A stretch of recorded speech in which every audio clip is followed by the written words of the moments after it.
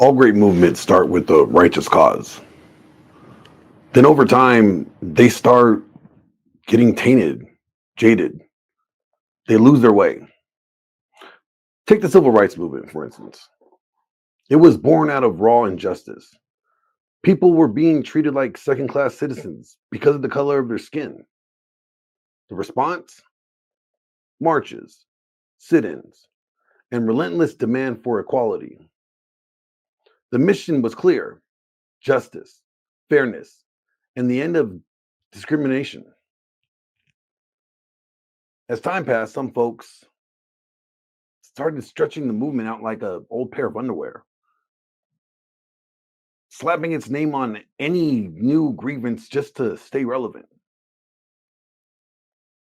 Then we had Me Too.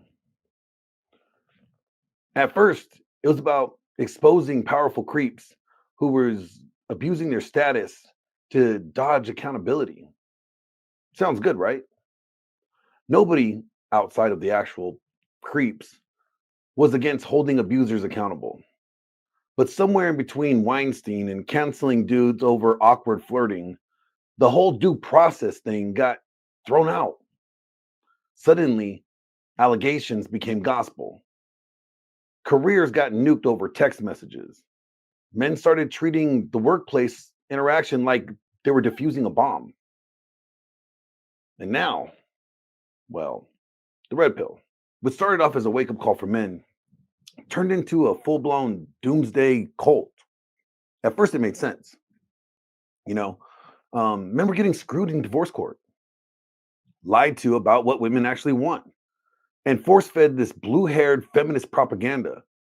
So they fought back with facts, stats, and evolutionary psychology. They challenged the old school relationship myths and helped men reclaim their masculinity. But like any movement that tastes a little too much power, it went from let's fix this to fuck it, let it all burn. Instead of helping men build strong relationships, it became an us versus them war. The advice shifted from being strong, desirable men to never trust a woman and never commit, never let your guard down. The system is rigged, so opt out. Cool. And then what? Live your whole life running from commitment like a dude avoiding child support? Never trust anyone? Jack off into the abyss while ranting about female nature? What's the end game here? Even the so called father of the red pill admits he's not here to give advice. But let's be real. We both know that motherfucker gives advice. I mean, the 99 rules are literally advice, solutions, and best practices. For example, I'm rule number 7. It's always time and effort better spent developing new, fresh, prospective women than it will ever be in attempting to reconstruct a failed relationship. Sounds like fucking advice to me, dumbass. So what now? Has the red pill hit its expiration date? Does it need to evolve? Or better question, why the hell do we keep on elevating guys that diagnose problems that don't fix them? Pointing out the issues are easy. Offering real solutions, now that's where the work begins. So the next evolution, in my opinion, should be solutions over criticism, strengths over bitterness, and maybe, just maybe, a movement that actually brings men and women together instead of just fueling this gender war.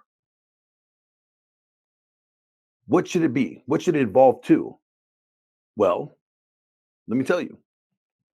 This obsession over the red pill praxeology, this constant classification of men either alpha or beta, or this fixation on a woman's hypergamous nature, does not do any good. It harms more people. It traps men in this rigid and externalized way of thinking where their worth is dictated by how women respond to them rather than how their strength of their own presence is. Instead of wasting energy on labels and theories about female nature, men should focus on cultivating a dominant masculine presence. A presence that commands respect, projects an unwavering confidence, influences the world around them. Here's the problem with the red pill: it turns men into reactionaries. If you're constantly analyzing whether a woman's being hypergamous, you're giving her too much power over your mental state. If you're fixated on whether or not you're alpha or beta, you're allowing external narratives to define you instead of you forging your own identity. That's weakness in disguise of insight. A man who's truly dominant doesn't concern himself with what category he fits in. He just is. Having a dominant masculine presence isn't chasing validation or reacting to a woman's nature. It's about becoming the kind of man who naturally attracts respect and admiration. A man with presence doesn't need to prove he's an alpha. His energy, his body language, his control over himself and his environment speaks louder than any internet theory ever could. He doesn't need to complain about hypergamy because it's irrelevant to him. He leads, he builds, he dominates his space. And because of that, women just naturally gravitate towards him. Another issue with the red pill is that it creates this victim mentality. Yes, hypergamy is a thing and it's real. So what?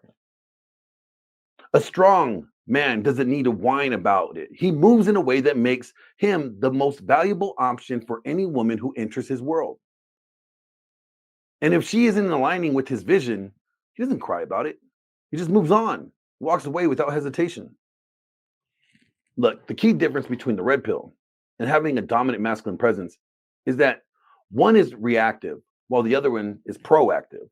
The red pill tells you to adapt to a woman's tendencies and strategize around their nature. A man with presence creates his own reality and forces everything around him to adjust to it accordingly. In the end, men who waste time obsessing over alpha versus beta debates and hypergamy are missing the bigger picture here. You don't win by memorizing theories about female nature. You win by becoming undeniable. The kind of man whose presence alone commands attention and respect. Now, that's the real power move.